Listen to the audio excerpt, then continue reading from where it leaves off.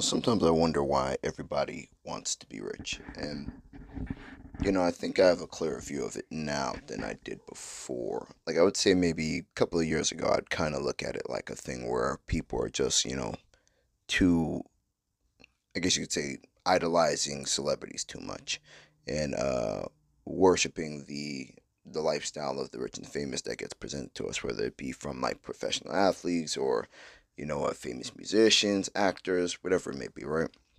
Because that's how I used to kind of see it before. Like people just wanted to be important and stuff like that, and that's the only reason everybody's like after riches because everybody wants to drive a Ferrari and show off on Instagram and all that kind of stuff. And I think that still is a major part of it, right? But now I look at it a bit differently because you know something that I mention a lot. I say it every time I mention this is that there's kind of like this triangle when it comes to human needs, right? We all need food, we all need shelter, we all need transportation, right? Now, in the world as it used to be before the times that we are in now, or let me say particularly America, because there's certain parts of the world that have been poor for a very, very, very long time, and it probably will never change. But in America, at least, uh, around the 1970s, 80s, even the 90s, right? Even the early 2000s to an extent, people were able to work regular jobs and still be able to afford those necessities of food, shelter, and transportation, right?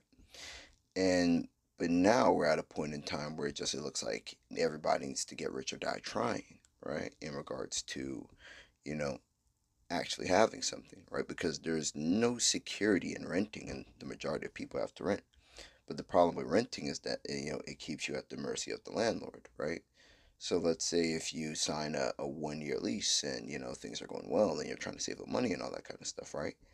If you're not able to sign another lease, it's like you're screwed, right? And there's even certain leases that people sign in which there's certain clauses for the landlord to be able to just cancel out the lease, right? And say they need their place or whatever, you have to get out. So there's not really security in renting, and then you have the issue of getting a mortgage, right? Because it's kind of a strange thing to think about, but in a certain sense, the majority of people who quote unquote own a house don't really own it, right? In a certain sense, because for one, let's say you have a house that you're buying that's valued at $500,000, 500,000, right? And let's say you put down $100,000 for the down payment, right? And you get a mortgage that's somewhere between like, let's just say the mortgage is like 5,000 a month, to be simple, right? If you slow down on paying that mortgage and you go too long, you're gonna lose that house, right? And even if you completely end up paying off your mortgage, first off, these mortgage plans are set up in a fashion where, say, if you buy your house at 30, even when you turn 60, 70, you're still paying it off, right? But on top of that, you still have to pay property taxes, right? So even if you pay off your house, if you slow down on paying your property taxes, or say, God forbid, something happens to you and you pass your house down to your kids, and your kids don't make enough money to pay the property taxes, your house is gone, right? So, that kind of thing, and just how the nature of economics work at this point in time, I think that's what's kind of leading to that kind of mindset, particularly among people in the age groups of what they would call millennials, Generation Z, and I guess after that would be what they call them Generation Alpha or something like that. Basically, everybody born between about 1985 to 2005, like within those groups, those areas there, right? Everyone in those areas kind of like, everybody wants to be content creators. They want to be some kind of famous person, a YouTuber, and all that kind of stuff, right? Like, I'd be lying if I was saying, like, through doing this here that I don't hope that I'm going to make some money. I don't. I want to make a lot of money. I hope you. I hope I get a million subscribers. Right? Life would be a lot easier for me, right?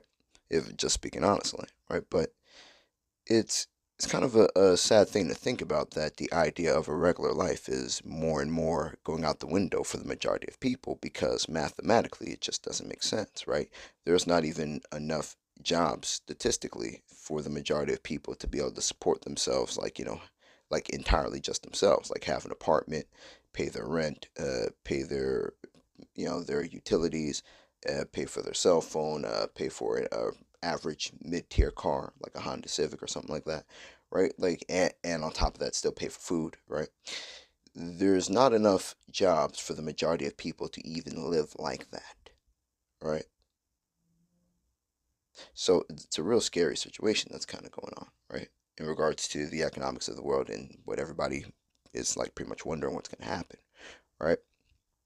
So, and it's something I think to examine, because if you go back and you look through the past, right? Like our grandparents' generation, most of them just wanted to work a job, have a family, go on vacation here and there, and live life, right?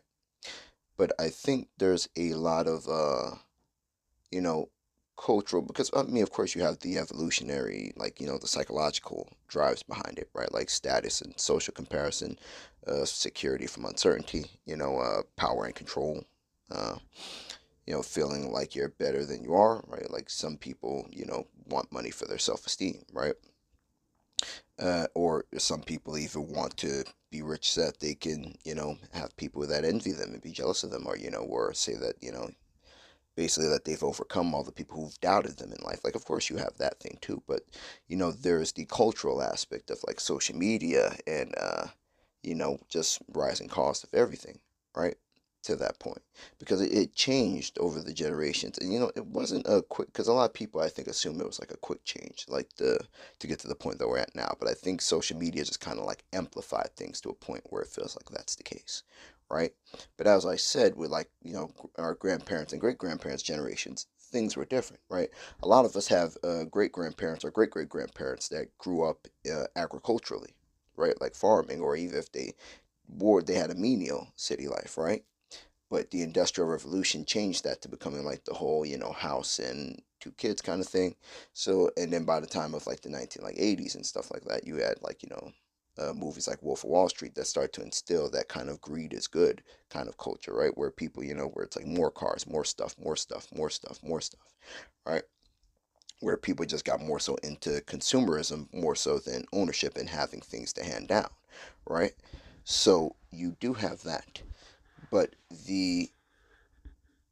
I mean, honestly, the truth is, in regards to money past a certain point, it doesn't buy you more happiness, right?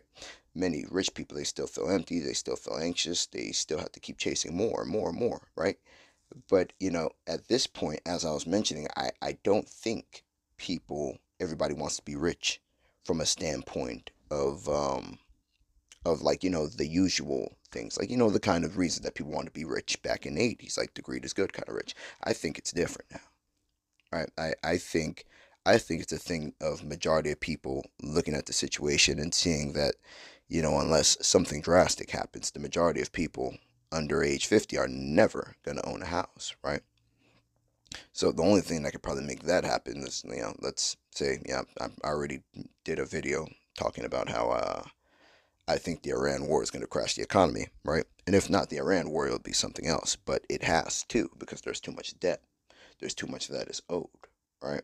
And on top of that, there's too many people who can't afford the current cost of things, right? So, let's say hypothetically, if something was to happen that crashed the economy and made like, the value of houses start to drop dramatically, right?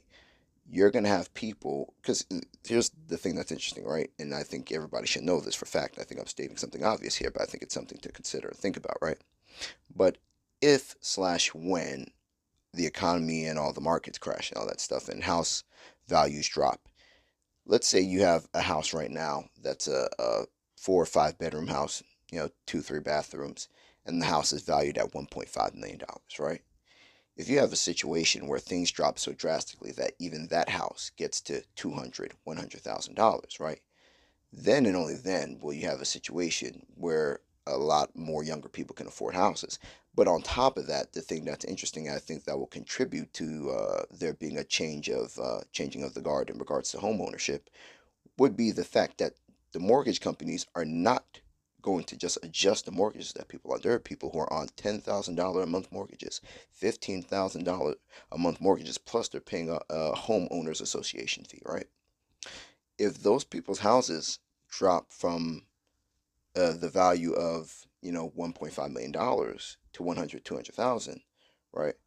First off, quite a few of those people are going to just have heart attacks and die. They're just going to drop, right? But even just from something like that happening, but on the other end, you're probably going to have a lot of people that say, you know what, I cannot afford a $10,000 a month payment. Let me sell my house for $200,000 and let me go find something affordable, right? Because simple math will tell them that that's going to destroy their economics. They're going to go bankrupt, right? They're going to be in deeper debt.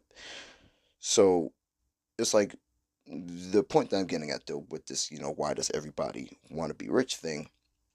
I don't think it's something that's just like this generational young people are foolish thing, right?